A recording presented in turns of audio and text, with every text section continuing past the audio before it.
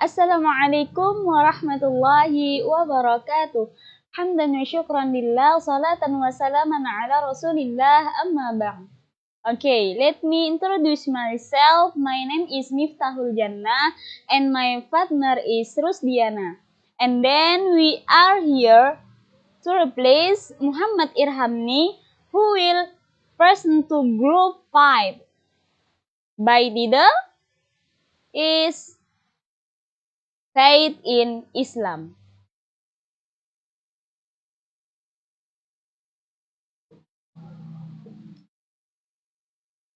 Faith in Islam, a Muslim believes in Allah and he expresses his belief in words, plans in the heart, and actually sees it in deed. This faith is expressed in detail by two kinds of expression, general and specific. Seorang Muslim percaya kepada Allah dan dia menyatakan keimanannya dengan kata-kata, menanamkan di dalam hati, dan mengamalkannya dalam perbuatan. Keimanan ini dinyatakan secara rinci melalui dua jenis ungkapan, umum dan khusus. As a general faith, a Muslim believes in Allah with all his names and attributes, and he accepts all his commands. There are 99 attributes and names of Allah, and a Muslim believes in all his attributes. Allah is all-powerful, the all-knowing, and the creator of the universe. A Muslim regards him as the only ruler and master. A Muslim has to depend upon Allah's mercy alone. Sebagai keimanan umum, seorang Muslim percaya kepada Allah dengan semua nama dan sifatnya. Dan dia menerima semua perintahnya. Ada 99 sifat dan nama Allah, dan seorang Muslim percaya pada semua sifatnya. Allah Maha Kuasa, Maha Mengetahui, dan Pencipta alam semesta. Seorang Muslim menganggapnya sebagai satu-satunya penguasa dan Tuhan. Seorang Muslim harus bergantung pada rahmat Allah saja. A specific faith or faith in detail is that a Muslim believes in Allah, His angel, His holy books, all of His prophets, the day of judgment, and life after that. And in the fact that good and evil all come from Him. A true Muslim believes in all of these articles of faith and follow the last prophet in his action. The teaching of the last prophet is known in full detail. Either it is written in the Quran, the final book, or in Sunnah. The faith gives human beings peace and security. Iman atau keimanan tertentu secara rinci adalah bahwa seorang Muslim percaya kepada Allah, malaikatnya, kitab-kitab sucinya, semua nabinya, hari penghakiman, dan kehidupan setelah kematian. Dan dalam kenyataan bahwa kebaikan dan kejahatan semuanya berasal darinya itu dari Allah. Seorang Muslim sejati percaya pada semua artikel iman ini dan mengikuti Nabi terakhir dalam tindakannya. Ajaran Nabi terakhir diketahui dengan sangat rinci, baik itu tertulis dalam Al-Quran, kitab terakhir, atau sunnah. Iman memberi manusia kedamaian dan keamanan. Baiklah, selanjutnya kita akan membahas tentang grammar fokus. Nah, sebelum memasuki detail materi pada bab ini, mari kita sama-sama ketahui bahwasanya there are 4 verb form. There are from 1, from 2, from 3, and from 4. Jadi ada 4 form yang terdapat dalam kualifikasi verb. Yang pertama ada form 1, itu biasanya kita sebut dengan verb 1 atau kata kerja pertama. Jadi contohnya itu ada go, terus study, open, dan eat. Nah, yang kedua yakni ada form 2 atau biasanya kita sebut dengan verb 1 plus ing atau kata kerja pertama ditambahkan dengan ing. Contoh, ada going, studying, opening, dan eating. Terus yang ketiga ada form 3 atau biasanya kita sebut dengan verb 2 atau kata kerja kedua. Nah, itu terdapat beberapa contoh, yakni ada went artinya pergi, studied artinya belajar, opened artinya membuka, dan ate artinya makan. Nah, yang terakhir ada form 4 atau biasanya kita kenal dengan verb 3. Jadi kata kerja ketiga. Contohnya ada gone, studied, opened, dan eaten. Itulah kualifikasi dari verb, yaitu ada 4 tadi. Baiklah, selanjutnya kita akan membahas tentang verbal group, also create a special meaning. Nah, jadi verbal group ini adalah sebuah komponen yang berfungsi untuk menjelaskan kejadian atau proses dalam suatu kalimat. Proses tersebut digambarkan sesederhana atau secara kompleks. Jadi ada beberapa pola dalam contohnya ini. Nah, yang pertama ada have or has plus F4 yang artinya telah atau biasanya digunakan dalam tenses yaitu perfect tense. Jadi sesuai dengan rumusnya tadi, has plus F4. F4 kan verb 3 atau kata kerja yang ketiga. Contohnya, I have gone to the class last time. Saya telah pergi ke kelas tadi. Jadi maknanya di sana atau verbal group di sana itu menyatakan bahwa telah dilakukan. Jadi kejadian atau prosesnya itu telah dilakukan tadi, seperti itu. Nah, yang kedua ada polanya be plus F4 atau to be plus kata kerja ketiga yang biasanya digunakan untuk membuat kalimat pasif atau kalau bahasa Indonesianya itu objek yang dijadikan subjek. Langsung saja ke contohnya supaya jangan bingung, yaitu the door is opened by Yusuf today. Jadi artinya pintu dibuka oleh Yusuf hari ini. Nah, kalau kalimat aktif itu kan biasanya Yusuf telah membuka pintu hari ini. Nah, tapi kalau misalkan pasif ini pintunya yang jadi subjeknya, Yusuf hanya mengerjakan. Jadi pintu dibuka oleh Yusuf hari ini. Jadi di-nya itu yang menjadi pasif. Jadi verbal groupnya itu terletak di di-nya tadi, dibuka. Prosesnya itu dibuka, di-nya. Terus yang ketiga ada be plus F2 atau sedang. Biasanya digunakan dalam continuous tense. Nah, F2 ini kan verb 1 plus ing. Nah, contohnya she is eating fried rice at canteen now. Dia sedang memakan nasi goreng di kantin sekarang. Jadi verbal grupnya itu sekarang gitu, dilakukan sekarang atau sedang dilakukannya itu apa ya, saat ini gitu. Si dia ini makannya itu saat ini, dia ini sedang makan, itu verbal groupnya. Terus yang keempat ada have or has plus F4 yang artinya telah di, yang biasanya digunakan untuk perfect pasif. Bagaimana sih perfect pasif? Sebenarnya sama dengan pasif, cuman waktunya saja yang berbeda. Contohnya, the fish has been eaten by Muna. Jadi ikannya telah dimakan oleh Muna. Nah, si ikan ini sama saja seperti pasif yang tadi, tidak berubah, cuman kejadiannya saja yang berbeda. Verbal groupnya tadi itu telah di, has been eaten, jadi telah dimakan, seperti itu. Terus yang kelima ada have or has plus F4 yang berarti telah dan masih. Nah, bagaimana itu? Perfect continuous. Jadi contohnya gini, Ridwan has been studying since the morning.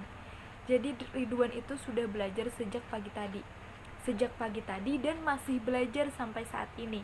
Itu maksudnya verbal groupnya itu. Jadi peristiwa atau proses atau kejadiannya itu sudah dari tadi pagi, cuman masih sampai sekarang. Semoga dapat dipahami. Selanjutnya kita akan membahas tentang present perfect tense. Nah, what is present perfect tense?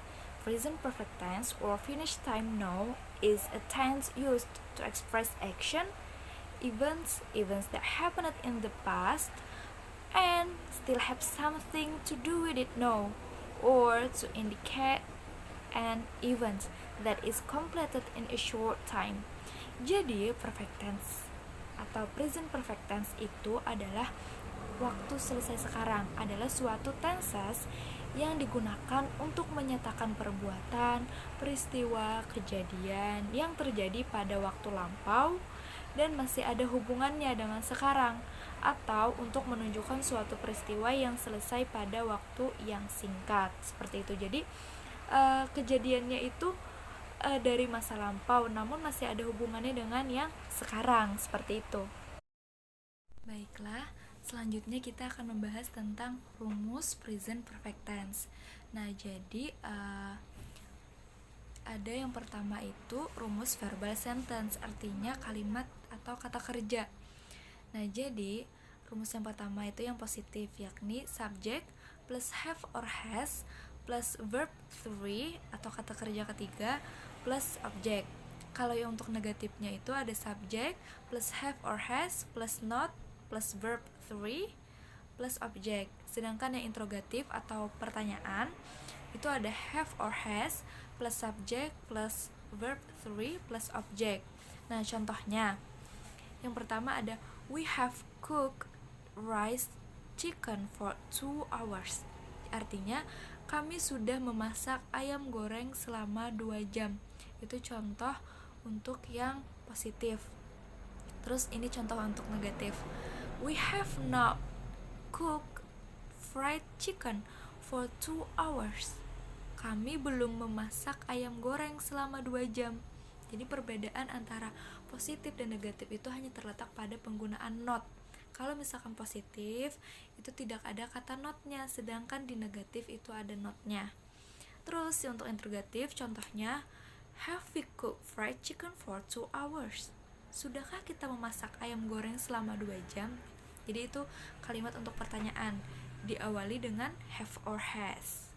Nah, itu kan yang verbal sentence. Nah, yang selanjutnya atau yang kedua itu ada namanya nominal sentence, yakni kata benda. Jadi, kata benda ini tidak memerlukan kata kerja di dalam kalimatnya. Contohnya gimana? Rumusnya gimana? Nah, rumusnya yang pertama untuk positif ada subject plus have or has plus been plus nominal. Nah, sedangkan yang negatif itu ada subject plus has or have plus not plus been plus nominal. Nah, sedangkan yang interrogatif atau yang pertanyaan ada have or has plus subject plus been plus nominal. Nah, contohnya untuk yang positif yakni Iqbal has been handsome since years old. Artinya Iqbal itu telah ganteng dari tahun kemarin. Nah, atau years old itu bisa diartikan sebagai sejak dulu gitu. Nah, terus untuk yang negatifnya contohnya Iqbal has not been handsome since years old. Jadi Iqbal itu gak ganteng. Jadi penggunaan notnya itu aja sama kayak tadi, cuman yang ini tidak menggunakan kata kerja. Nah, yang terakhir yang interrogatif yakni has Iqbal been handsome since years old. Jadi itu berupa pertanyaan. Nah, untuk penggunaan have or has itu ada perbedaannya. Untuk have itu digunakan untuk subjek I, you, we, they. Nah, sedangkan has itu digunakan untuk she, he, it, seperti itu. Lalu apa sih fungsi dari present perfect tense ini. Nah, jadi di sini dijelaskan dua fungsi. Yang pertama, untuk menyatakan perbuatan yang dilakukan waktu lampau dan masih berlangsung hingga sekarang. Contoh, dia sudah menunggumu sejak tadi. Jadi dia itu menunggu sudah dari tadi, sejak pagi tadi, tapi masih menunggu sampai saat ini gitu. Jadi dia sudah menunggu sejak pagi dan masih sampai saat ini. Terus yang kedua, untuk menerangkan perbuatan yang telah selesai secara sempurna, jadi sudah benar-benar dilakukan. Contoh, we have helped him, jadi kami sudah membantu dia, jadi sudah benar-benar membantu dia. Mengenai inversion with negative expression. Nah, sebelum masuk ke penjelasan mengenai inversion with negative expression, di sini ada beberapa contoh kalimat. Saya akan bacakan beberapa di antaranya. Kalimat tersebut adalah My mother never sent me birthday card. They rarely celebrate New Year together. Dan masih banyak lagi contoh kalimat yang ada di sini. Nah, lalu berdasarkan dari banyaknya contoh-contoh kalimat yang dimuat tersebut, ada salah satu kata yang bercetak miring. Nah, yaitu ada always, sometimes, usually, never, rarely, hardly, seldom. Nah, dari kata bercetak miring tadi, apa sih sebenarnya? Jadi, sebenarnya kata pada yang bercetak miring tadi adalah adverb of frequency, yaitu kata keterangan frekuensi. Nah, apa sih sebenarnya adverb of frequency tadi? Jadi adverb of frequency tadi ya berupa sebuah kata keterangan frekuensi yang contohnya seperti yang saya sebutkan sebelumnya, seperti sometimes, always, usually, hardly, seldom, dan lain-lain. Nah, jadi adverb of frequency ini ada hubungannya, ada kaitannya dengan penggunaan inversion with negative expression ini. Nah, langsung saja ke rumus mengenai inversion with negative expression, yaitu auxiliary verb plus subject plus verb plus keterangan. Yang mana auxiliary verb yaitu adverb of frequency tadi. Nah, sebelum saya menjelaskan lebih mengenai apa sih sebenarnya inversion with negative expression tadi, lalu untuk apa sebenarnya? Nah, jadi kita langsung masuk ke contoh penggunaan inversion with negative expression terlebih dahulu. Di antaranya yaitu never does my mother send me birthday cards. Ada lagi, rarely do they celebrate New Year together. Ada lagi, hardly is there any food in the refrigerator. Nah, ada lagi, salah satunya, seldom does the doctor keeps his patient waiting long. Nah, itu merupakan contoh, example about inversion with negative expression tadi. Nah, dari contoh dapat kita mengerti inversion with negative expression itu adalah sebuah kalimat, ungkapan mengenai suatu kata yang di dalamnya ada kata keterangan frekuensi yang mana letaknya berada di awal kalimat. Nah, seperti contoh tadi. Never does my mother send me birthday cards. Nah, kan ada auxiliary verb-nya, yaitu adverb of frekuensinya berada di awal kalimat, yaitu never. Oke. Lalu, apa sih kegunaannya inversion with negative expression ini?